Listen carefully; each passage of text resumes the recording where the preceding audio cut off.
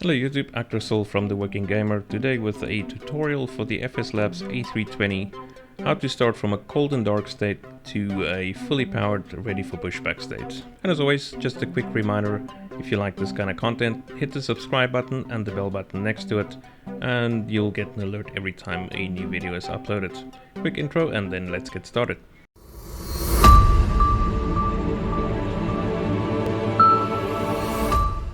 Alright, first thing we're gonna do, just before we start, make sure that your airplane is in a cold and dark state, which is one of the default states from FSLabs.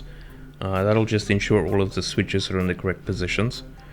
And then one thing to keep in mind as well is that I am using kilograms, basically the metric scale, as well as Celsius for temperature. First thing we're gonna do, go up to the overhead panel, and we're going to switch on our batteries, both of them, and you'll see now we have a voltage readout. Second thing we're going to do is to turn our external power on.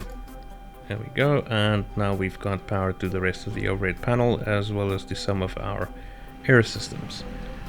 Third thing is go up a little to the left to our ADIR switches, which is our navigation system. And we've got three switches, so you turn your first one to nav. Proper procedure is to wait for on-bat to disappear on the first one, and then the second one, same procedure, wait for that to disappear, and then your third one. And that's just so you don't overload it. There we go. Right, so all three of our ADIRs are on. Now, next best thing to do in this case would be to turn your crew supply on, because we kind of like them to breathe back there. And then what I personally like to do is just turn the packs to the center position. Now if you're flying during the night, you are going to want to turn on your overhead integrated light as well as your dome lights, but since we're flying during the daytime at the moment, we're not going to worry too much about that. We are going to turn our nav lights on, and the rest of the lights we're going to leave off over there. And our seat belts and no smoking signs we're going to turn on.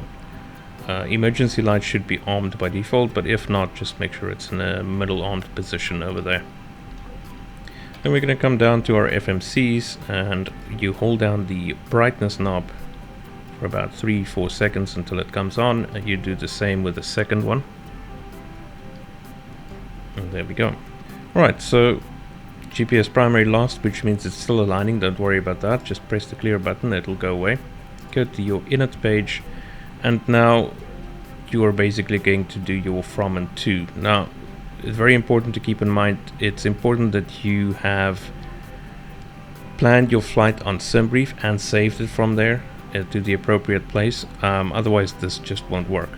So just double check on the SimBrief page, it gives you detailed instructions where to save the files, excuse me, or failing that, if you want to use the SimBrief downloader, even better. So for from to, in our tutorial flight today, we are going from Dublin to Frankfurt, so it's origin / destination, just goes in there.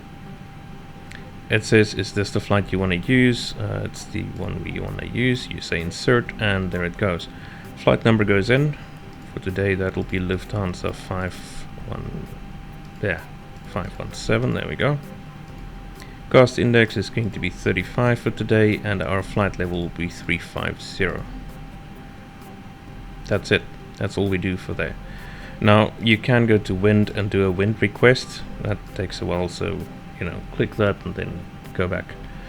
Page 2 in the init is also very important, but we are not going to do that now, just because we are actually going to do the ATSU, or rather the AOC features of this aircraft, and I'll show you how to do that in a bit. We go back on that. So on the second FMC, you can do it in the same one, but I usually do it in the second one just so you can compare some information. We go to ATSU and then to AOC. And now you see we've got a few pluses. It's all the fields that we have to complete before we can move on to the next. So init is going to be first, obviously. Our flight number again, which is Lufthansa 517. And then just verify the information. Departure is Dublin, destination is Frankfurt, fuel on board doesn't really matter because we are going to fuel it now, that's just how much we've got. Estimated time and route, that is in SimBrief. For the purposes of this, we'll just say it's 2 hours exactly. And that's it. Then you just say in a data request, it'll queue it and it'll send it, and that's it. It'll actually tell you that initialization has been received. So you go back to AOC menu, you go to received messages, and that's where all your incoming messages will show. And this will obviously include simulated messages from company. So keep an eye on this window every now and then, because as we go through the steps, quite a few will appear on this side. Next thing we're going to do is OFP data. We're going to go over there. Block fuel is pretty much what SimBrief tells you, as well as taxi and trip fuel. So what you do is you go to the OFP part of the SimBrief flight plan that it gives you, and there is a part specifically for fuel, and it will include trip fuel, continuity fuel, alternate fuel, and all of that. And basically those three values for block, taxi and trip are what you're going to fill in there. So according to according to SimBrief, for this flight we have a block fuel of 7841, a taxi fuel of 200, and a trip fuel of 4229. There we go. We have a zero fuel weight for the flight today of 62.2. That's also on the SimBrief OFP. And one interesting thing, the STD, that should be the time that you want to depart. There is a bug, I don't know if it'll be fixed by the time you see this video, but in order to get that to not give you an issue, just click the clear button, click on STD, and it'll go to the proper time. Then if you use GSX, just make sure the via GSX is selected under refuel. If not, just click on that and set it there, and then you can send your OFP data. That's it. Now you'll see FSLabs just sent GSX a message telling it to refuel, how much to fuel, and if you look outside in a bit, you'll see the fuel truck shows up and starts to fuel the aircraft according to the data we supplied there.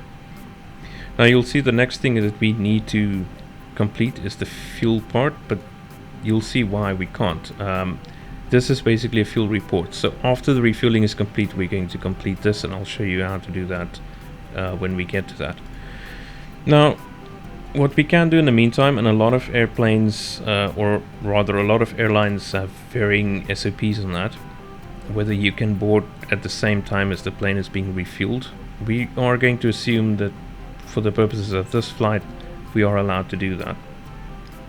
So what you're going to do is just double check your zero fuel weight there. It should be correct because we just filled it in the previous page, but that should just match what SimBrief tells you, and the reason for that is that calculates your passengers. So pretty much you just check that. Don't click request yet, just go to your next page, and here is where you can actually specify a boarding time. So in Zulu, based on this clock over there, you can specify at what time boarding should begin. For the purposes again of this flight, we just want to board now, so we say board now, and then we click request. And there you'll see again FSLabs send GSX a message telling it it's ready to begin boarding. You'll see a prompt at the top from GSX for your number of packs, and that'll, if not exactly, then at least very closely match what SimBrief tells you, so just press enter there. And there we go. So fueling and boarding is now going to happen in the background. So obviously, like I said before, we need to wait for the fueling in order to finish that part, but at least we can continue with some other things. So while that's happening, in the left hand we click on flight plan, and here we check our departure data. So you just click on the airport on the left, go to departure, and then check it's runway 28 for departure on the Kish 1 Bravo. I'm not sure if I'm saying that correctly, but on the Kish 1 Bravo departure. If you want to change that, you just select your new runway and it'll prompt you for a departure at that point, and you can select a new one. For this flight this is correct, so we'll just leave it as is. Then we'll just verify the rest of our flight plan, so we just go along. Everything here makes sense so far, and we basically just at this point check this against what SimBrief gave us in the SimBrief OFP. All the way down to our destination, which is going to be Frankfurt. Now obviously you'll see there's no star programmed for Frankfurt yet, which is normal because ATC will, if you're flying online, ATC will give you a star. If you're flying with ATC, simulated ATC like Pro ATCX, same thing will happen. But if you're flying offline and you don't have simulated ATC and you know what star and runway you're headed to, you can fill it in at this point if you want. Click on that, click on arrival, select the runway, and then it'll prompt you for a star. You'll fill in the star. Pretty much the same process as with the departure. Right, with that done, all that we really need to do now is wait for the loading to complete. So this time let's just go down our pedestal. So radio, at this point you would tune it to whatever you need to. Usually, since the loading and the refueling can take quite a bit of time, I usually tune it to local ATC and just make sure that the runway is correct and that I'm aware if anything happens, and at least I'm sort of up to speed on what's going on at SAT. Go a little bit further down, again your flight and integrated lights. If it was a night flight you would turn these up. Weather radar is still off at this point. Weather radar you only turn on when you're about to enter the runway, otherwise you're going to irradiate quite a few people around you. But just a quick explanation on how to set this up. In this plane it's actually really simple. So if you were to turn it on, you would just go to the 1 position on sys and the auto position on PWS. There you go. And that's it. Now your weather radar is on. Weather plus turbulence is your default setting, which is a pretty good one. But like I said, we don't want it on yet, so we're going to turn it back off there and there. Another thing you want to do before we start is put your speed brake in the armed position, and that's just for a rejected takeoff.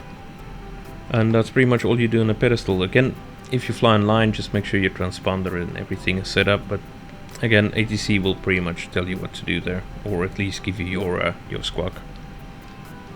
Now we go back up to our MCP up here. Just make sure your QNH is correct. For this flight it is going to be 1013, which is standard QNH. Altitude is then going to be your first cleared altitude. So on this departure that's going to be 5,000 feet, or flight level 50 as it turns out. So turn it to 5,000 and then click with the left mouse button to make sure the dot's over there. That is for auto flight. Click this as well to make sure your dot's there for auto heading, and speed will obviously get its dot only once you've enabled the auto thrusters on takeoff. So don't worry too much about that now. And that's pretty much all that we can do at the moment. Auto brake should go to max, but the proper procedure is only to do that after you've started the plane, so we're not going to worry too much about that at the moment. So we'll go to outside view, do a quick time lapse of our loading process and refueling, and like I said, this can take quite a while, so use this time to read through your weather briefings, look at some SIGMETs for your route, and basically just do a briefing.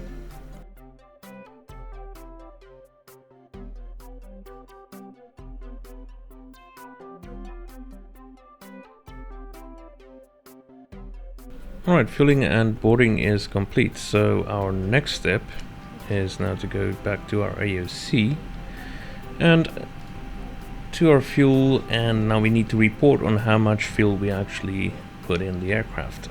Usually you would receive a load sheet, but obviously, as you can see here, FSLabs has no way of knowing exactly how much GSX put in there, so if GSX was out by a few kilograms, you'd be pretty much stuck, you know. So what I usually do is just take the OFP data from SimBrief and put that in. So block fuel was going to be 7841, so we just tell company that we put 7841 kilos of fuel in there and send it. And the moment that is sent, we can go back And now we're ready for our performance request. Before we do that, let me just show you how the PDC works. One thing you need to keep in mind is that in order for this to work, you need to have a Hoppie ID, hoppie.nl, and in your FSLabs INI file, that ID needs to be in there. The best way to do would be just to Google how to do that, or just pop in the comments down below if you need some help with it. It's very simple. It's a 2-minute process at the most. But once that's in there, you can basically do PDC from the A320 if the ATC station supports it. Nowadays, most ATC in Europe do, which means you should be pretty much good to go. But the way you do that is you go to ATC request, you say pre-departure clearance, and then just double check your information again. It's Dublin to Frankfurt, which is correct. Your flight number just goes in there again, which is Lufthansa 517. Your gate number, in this case I believe it's 210. ATIS ID, obviously, so you need to check the ATIS because that's how they pretty much make sure that that you did check the ATIS. In this case, let's just say it's Bravo. I'm not online at the moment, so I'm basically just showing you how it works. And then if you have any optional text, you can put in there, but there's really no need for that. And then you just say send. So what's going to happen is ATC is going to receive it on their side, and they're going to respond to it if everything is correct with a pre-departure clearance, which will give you your runway and your departure and your squawk, and that'll come to your received messages over here in the AOC menu. And it's important to check for that because you need to acknowledge it, because ATC then gets a reply back saying you received the PDC and you acknowledged it. So when that's done, obviously we can't test it all that much at the moment due to being offline, but once that's done, you can come to performance request, and that's where we do our performance data. So what this basically means is we tell company that this is what we have in the airplane at the moment, and they send us back our performance data, which is your V speeds, your flex temperature, as well as your trim settings. So departure here is Dublin, EIDW. Runway is going to be 28. Intersection departure, no. Anti-ice departure, no. Wet runway, no. Packs off departure, no. Wind is 280 at 10 knots in this flight.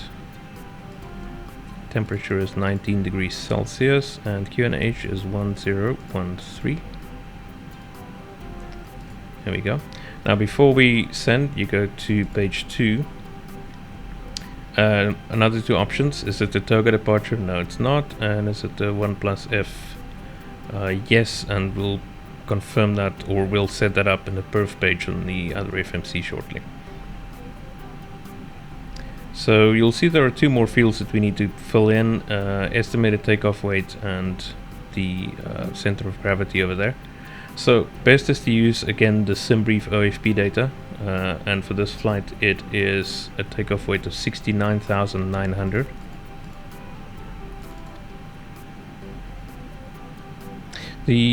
That's actually a good question, whether it should be 69.9. I actually can't remember.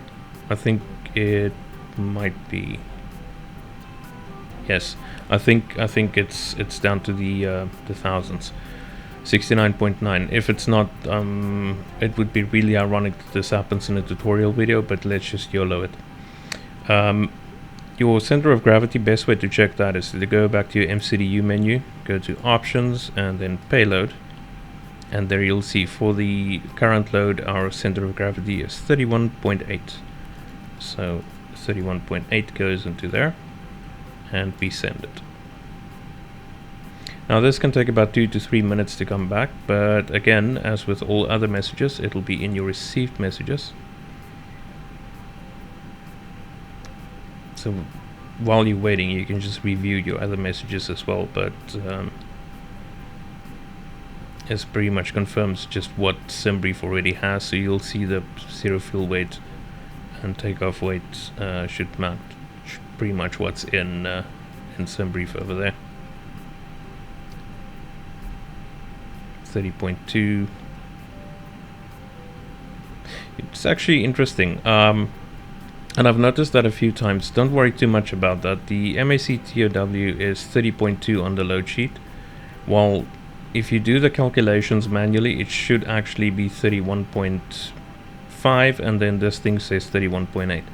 So I wouldn't worry too much about it. It's not going to make a big difference, the difference in values, because the difference is quite small. So there's nothing wrong with using that value. The correct way would be to use the one on the load sheet, but like I said, there's a difference, and at this point I'm not sure which one is correct. So you know, you can just accept the load sheet as it is.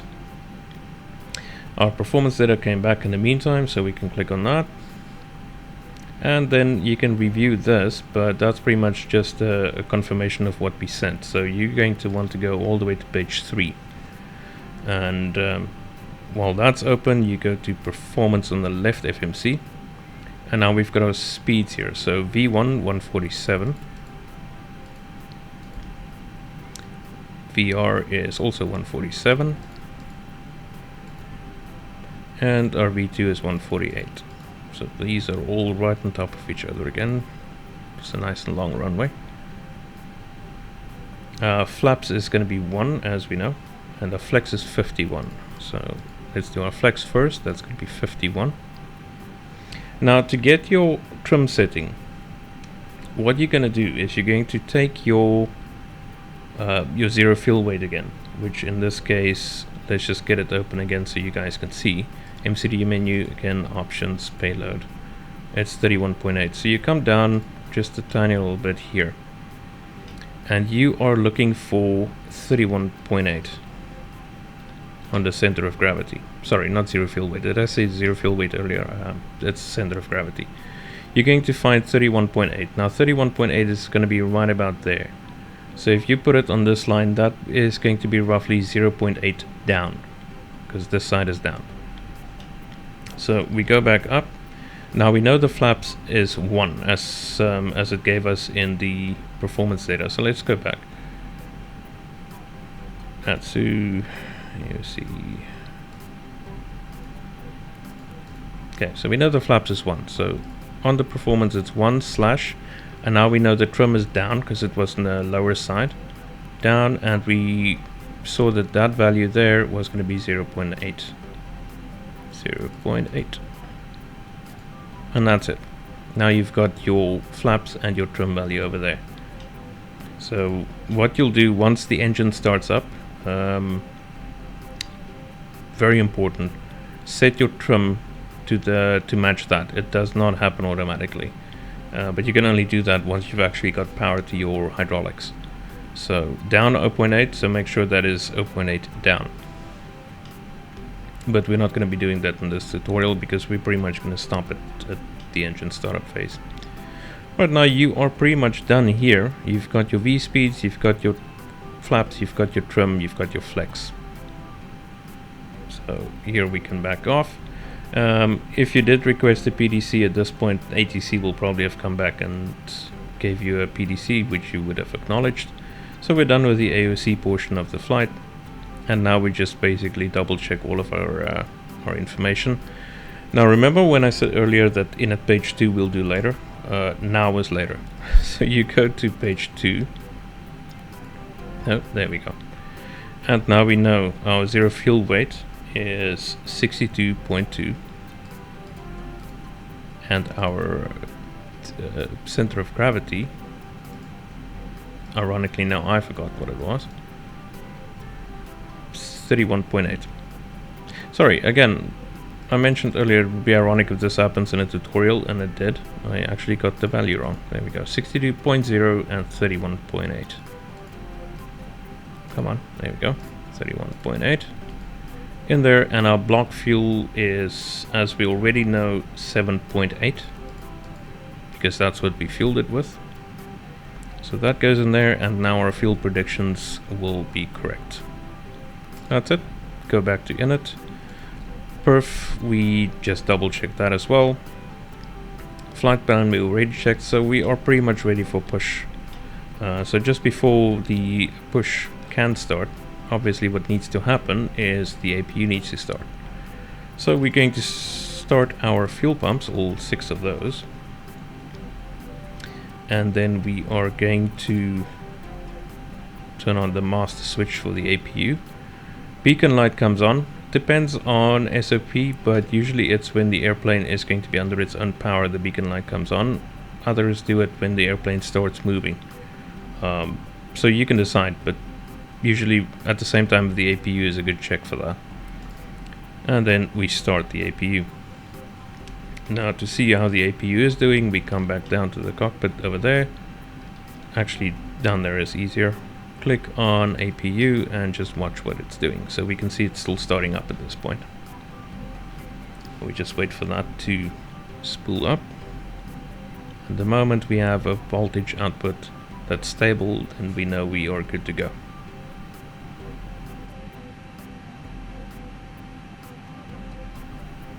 And there we go. Let's just wait for it to stabilize. And we'll see APU available, stabilized at 115 volts, so we go back up. And now we can turn on the window heat as well as the APU bleed to basically power the engine starters with, I can't speak today. External power can now come off because the APU is powering the plane. And at this point you are going to ask ATC for your pushback clearance, and you are going to tell GSX that you want to push back. So we're not going to go through that. That is that is a whole separate phase.